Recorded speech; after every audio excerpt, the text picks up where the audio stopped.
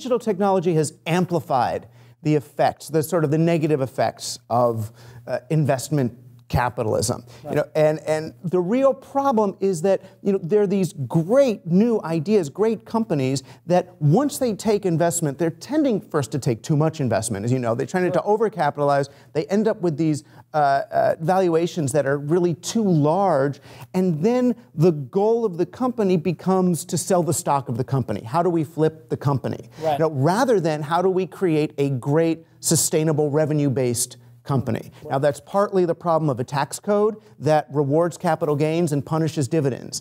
So shareholders don't want dividends, you don't want earnings. I want to know, when can I sell the thing? What's my sellable event? Exit strategy. What's my exit strategy? So if you're creating a company to exit, then you have a very different mindset than creating a company for long-term success. So you tend not to look at your marketplace as something to sustain, but you look at your marketplace as something to monopolize and then either flip or pivot into another market. So when Amazon picked the book industry, it's not because they loved books, it's because, as you well know, the book industry is just a non-growth-based, inefficient, plodding along industry. So you can very easily take over one like that with the kinds of efficiencies, and if you have a war chest, it's the same sort of strategy that a Walmart will take, where you go into a neighborhood, undercut everybody, become the sole employer, and drain the money out. So what I'm arguing and what I'm trying to show in here really, and I've got 10 or 15 ways to do it, are how do you shift from a growth-based business strategy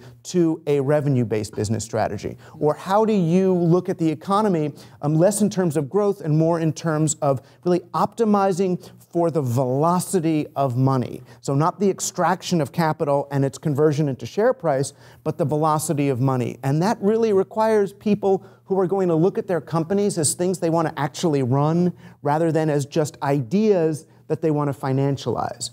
And once you look at it that way, it becomes easy. It's not about I'm not a socialist. It's not about redistributing the spoils of capitalism after the fact. It's about predistributing the means of production before the fact. So that's things like platform cooperatives, where the workers actually own a piece of the company, not just a little bizarre incentives package or some options on something, but what if the drivers of Uber own 50% of the company?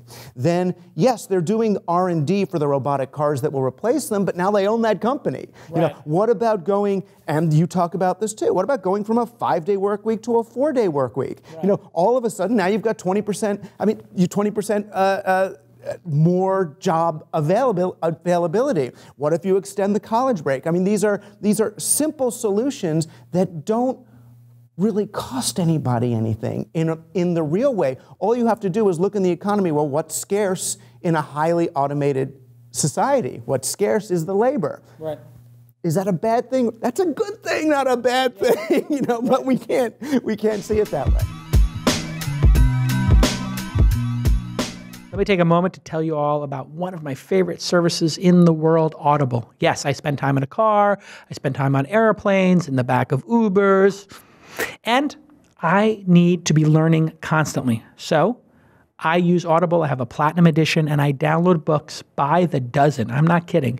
And then I flip back and forth between them, whether my mood is for history and learning more about the world. I've been listening to this very interesting book called Sapiens, or I want to listen to something from people in our industry and learn from a classic like Good to Great, or sometimes I just want to have something like Shadow Divers or some interesting non-fiction book that I can get into, right? I want to give you one book I've read that is just amazing, and it's A Guide to the Good Life, The Ancient Art of Stoic Joy by William Irvine.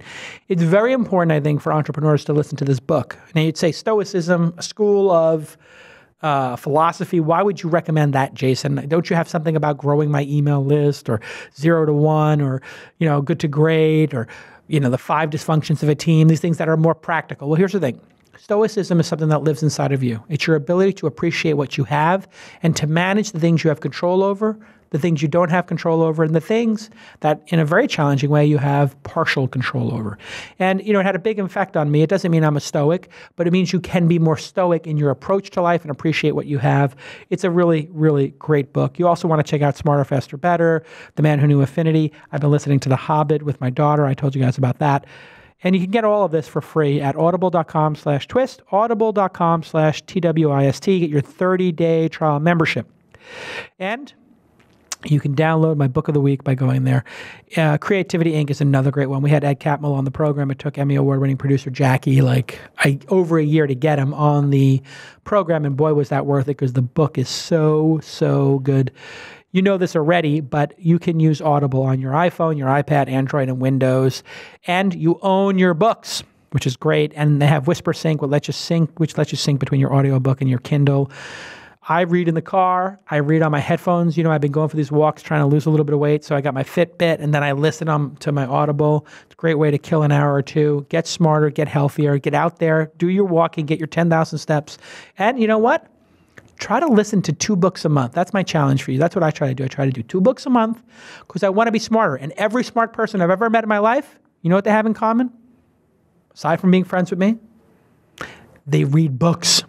Smart people read books. If you stop reading books because you're too busy, it's time for you to get back on the wagon and start reading at least a book a month. My recommendation, 2 books a month. Go to audible.com/twist. Thank you, Audible, for making a great product. I love it. Okay, let's get back to this episode.